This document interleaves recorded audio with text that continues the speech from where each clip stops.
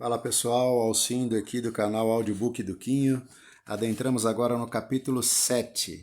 Lembrando que esse livro é composto por 8 capítulos, tá? Então iniciamos a leitura agora do capítulo 7. Em 12 meses você pode mudar tudo, não importa o tamanho da dívida. Chegou a hora da decisão. Sim, já aprendemos as regras do jogo. Discutimos a diferença entre a mentalidade de cada classe social, como empatar o jogo e quitar as dívidas e chegamos à conclusão de que para conquistar a liberdade financeira, precisamos adotar a mentalidade dos ricos e construir nossos royalties e lucros. Neste momento, você tem o poder de escolher entre tomar uma atitude e colocar em prática tudo o que aprendeu ou ficar paralisado. Não há mais tempo a perder. A mudança precisa acontecer agora. Eu sei que você quer mudar. Pode ser que esteja desesperado por uma mudança, mas pode estar sem forças para dar o primeiro passo. Pode ser ainda que esteja diante do pior inverno financeiro que parece não ter fim, e se questiona se é realmente capaz de ter a tão sonhada liberdade financeira. Eu gostaria de estar na sua frente, olhar nos seus olhos e dizer: você é capaz de conquistar tudo que desejar neste mundo, acredite. Vou te contar uma história que aconteceu comigo logo após 2 anos da minha chegada ao Brasil. Acredito que lhe servirá de inspiração. Era uma quarta-feira e eu estava em um evento em São Paulo. Naquela época eu morava na periferia de Osasco, em uma casa bem simples. Eu tinha conseguido comprar alguns móveis.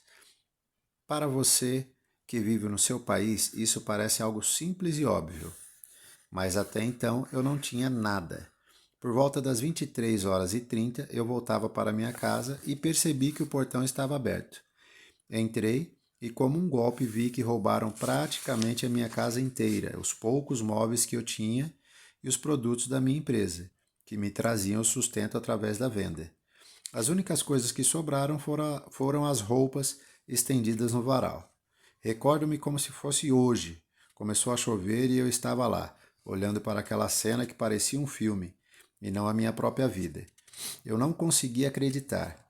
Naquele momento eu estava pior do que no dia em que cheguei ao Brasil. Eu estava na estaca zero novamente, sem dinheiro, sem produtos e sem clientes. Naquele momento, uma única pergunta passava pela minha cabeça: e agora? Talvez você, leitor, também não esteja no melhor momento da sua vida, com dívidas e sonhos frustrados. Naquele momento da minha vida, eu tinha duas opções. Uma delas é a de que eu poderia ter desistido, voltado para Israel e acreditado que o sonho de vir para o Brasil e construir a minha liberdade financeira era apenas uma ilusão. Ninguém da minha família me culparia por essa decisão. Pelo contrário, quando soubessem das minhas dificuldades e de tudo o que passei nos primeiros 2 anos, com certeza compreenderiam o motivo da minha renúncia e provavelmente sentiriam muita pena. Posso até imaginar a cena depois de voltar para Israel, eu na mesa do jantar com a minha mãe, contando todos os desafios desses 2 anos no Brasil, as dificuldades para me adaptar com a língua e compreender o que as pessoas falavam, dividir apartamento para diminuir o custo da moradia, a geladeira apenas com água, comer pão francês e shakes por muitos dias seguidos porque era mais barato. Tenho certeza de que minha mãe passaria a mão na minha cabeça, me consolaria e diria que eu tinha feito tudo o que podia, que a culpa não era minha, que a vida não era justa e que realmente ser estrangeiro sozinho em um país não era fácil. Eu provavelmente me sentiria bem naquele momento. Afinal, nós, seres humanos, temos a tendência de nos sentirmos bem quando os outros sentem pena de nós e compreendem as nossas desculpas.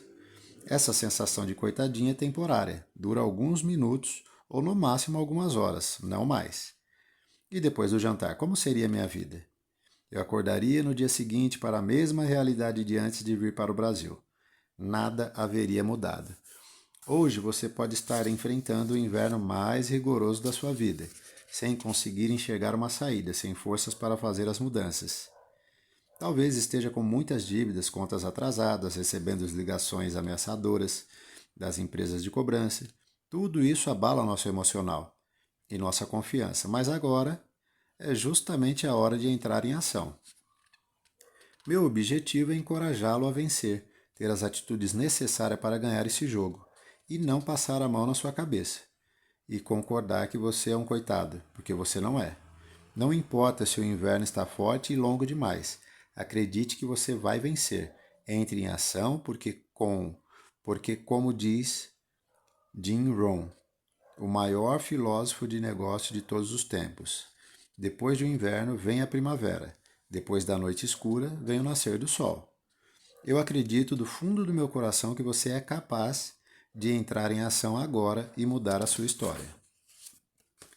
A segunda opção que eu tinha era a opção que você também tem neste momento, que é a de seguir este pensamento. Apesar de tudo, não importa quanto minha situação esteja complicada, não importa que ninguém queira me ajudar, não importa nada. Eu vou conseguir e não tem nada neste mundo que vá tirar o meu sonho de mim. Vou mudar tudo o que for necessário para buscar a vida que minha família e eu merecemos. Essa decisão de começar é, apesar de tudo, o ponto em que muitas pessoas desistem. A escolha não garante que o caminho será fácil. Começar a administrar o dinheiro de maneira diferente não é fácil. Enfrentar as cobranças dos bancos não é fácil. O caminho da mudança muitas vezes será recheado de novas provas e até de muitas desaprovações da sua família e da sociedade. A única maneira de chegar à luz será passando por todo esse caminho escuro. Essa mudança, que durará 12 meses, será muito importante na sua vida. Garanto que você se tornará uma pessoa melhor, mais preparada, mais sensata, mais consciente da sua realidade e tomará as decisões coerentes com seus sonhos e seu padrão de vida. Será uma pessoa forte, capaz de guiar outros pelo mesmo caminho. Persistir, apesar de tudo, nos permite ganhar o direito de triunfar. Saber que merecemos a vida que temos, sentir a sensação de ser um vencedor, isso nos dá orgulho e faz tudo valer a pena. A sensação de pena dura alguns minutos. O orgulho de si mesmo dura para sempre. A seguir, quero compartilhar a história de meus amigos, Marcos e Mariana. Acompanhei a trajetória deles nos últimos anos. Presenciei o pior inverno da vida deles, mas também tive a honra de fazer parte da recuperação e do caminho deles para a liberdade financeira.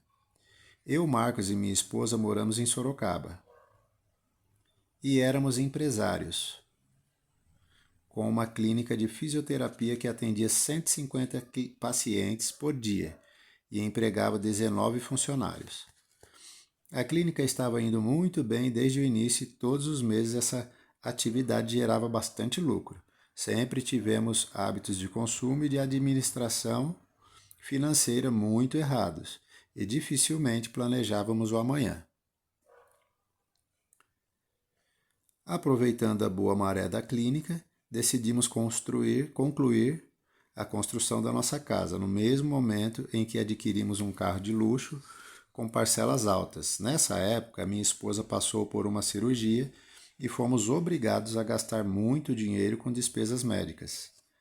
Nossa vida deu uma reviravolta quando a clínica entrou em dificuldades financeiras. A situação chegou a um ponto em que não tinha outra saída a não ser fechá-la. Ficamos com muitas dívidas e sofremos vários processos trabalhistas. Fiquei negativo em 3 bancos e com 4 cartões de crédito com limite estourado. Meu nome foi para o Serasa. Tentei amenizar a dívida em um dos bancos com dinheiro que peguei emprestado da minha irmã. Como não conhecia a regra do tudo ou nada, esse valor foi engolido dentro da conta negativada e a dívida continuou crescendo. E então estava devendo também para minha irmã. Nesse período, os bancos começaram a ligar cobrando, ameaçando confiscar bens que eu nem tinha. Infelizmente, não tivemos orientação de alguém com experiência sobre o que deveria ser feito e entramos em desespero, sem ânimo nenhum para trabalhar e produzir. Nossa família também não teve condições de nos ajudar. Passamos por muitas dificuldades até para o básico. Nesse momento, nosso amigo Ben Ruel percebeu o nosso desespero e me perguntou o que estava acontecendo. Quando eu contei a ele toda a situação, ele me orientou sobre as regras do jogo e como agir. Vou dar uma pausinha rapidinho aqui, pessoal. O primeiro passo foi saber qual é o nosso custo de vida. Sabendo isso, passei a viver em um padrão abaixo do que ganhávamos. Outra orientação foi para nunca pagar o mínimo do cartão. Ou paga tudo ou não paga nada e negocia depois. Paramos de criar nossas dívidas com renegociações e nos concentramos em produzir e ganhar dinheiro para guardar. Depois de certo tempo, eu já possuía dinheiro para começar a negociar as dívidas. Comecei pelos processos trabalhistas, 2 anos depois das audiências, as dívidas de 150 mil já estavam no valor de 358 mil. Na negociação, expliquei que eu não tinha mais dinheiro e aquilo que eu estava oferecendo era tudo que eu tinha. Caso eles não aceitassem, eu pagaria outras dívidas. Consegui chegar a um acordo e a dívida reduziu em 80% com os bancos. A dívida inicial era de pouco mais de 20 mil. Depois de 2 anos e meio, o valor já havia ultrapassado 86 mil reais. Ofereci 2 mil reais. O atendente no banco me respondeu: se o senhor conseguir pagar 7 mil reais, nós podemos fechar o acordo. Falei que não tinha mais dinheiro e saí da agência. Em 2 horas o atendente me ligou dizendo: com 2 mil reais fica inviável, o senhor não consegue mais 500 reais? Voltei para a agência e quitei a dívida. Assim comecei a negociar com os outros bancos e os cartões de crédito e quitei um por um, não foi fácil. Fiquei com o nome sujo, sem crédito, mas aprendi a comprar tudo à vista. Demorou um tempo para resolver tudo, mas mais de 2 anos para cá, já reformei minha casa, que ficou 6 anos abandonada, e no mês passado comprei um carro importado, mas dessa vez paguei à vista. Compartilhei essa história para você ter certeza de que não importa como a sua situação está hoje. Coloque em prática os ensinamentos deste livro e daqui a algum tempo poderá compartilhar sua história e inspirar outras pessoas a vencer como você. Pessoal, vou finalizando por aqui e vejo vocês no próximo capítulo, que é o nosso capítulo final, tá? Capítulo 8. Então, mais uma vez, deixa o like de vocês, compartilhem, se inscreva no canal, interaja ao máximo que vocês conseguirem aí. E o último capítulo está mais picante do que vocês podem imaginar. Vou deixar aí aquela frasezinha de costume, tá?